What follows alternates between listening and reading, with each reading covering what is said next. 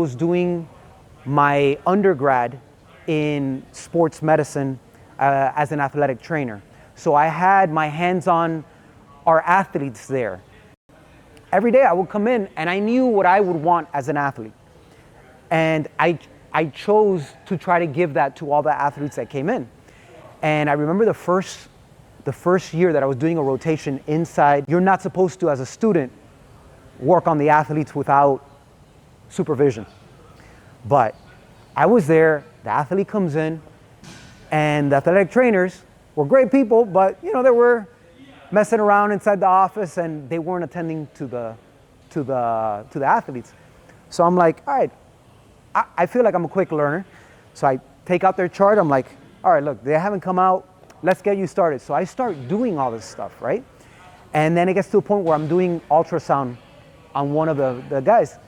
And in that comes the head athletic trainer and the athletic director. And I'm doing it, I think it was a soccer player's knee. And I'm doing it over his knee. And she comes up, her name was Julie. She goes, Armando, when you're done there, I want to see you in my office.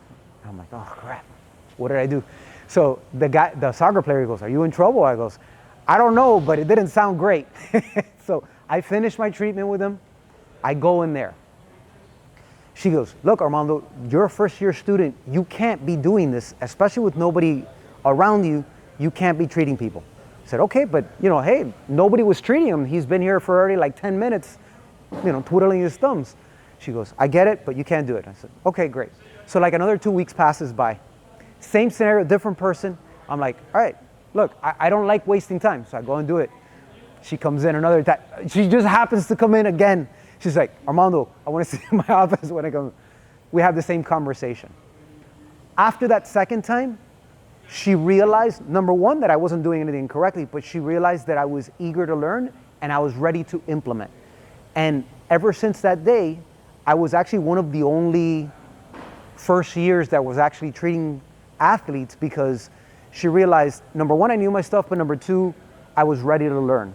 She allowed me to kind of work through the athlete protocols with them. I share that because, look, when I got into this as a physical therapist, I worked in therapy clinics, and I quickly realized I did not want to go down the route of insurance, okay? Why that matters is because insurance will now start dictating your plan of care, because they won't pay for certain things. And so whether you like it or not, at some point you're going to stop doing the things that you're not getting paid for.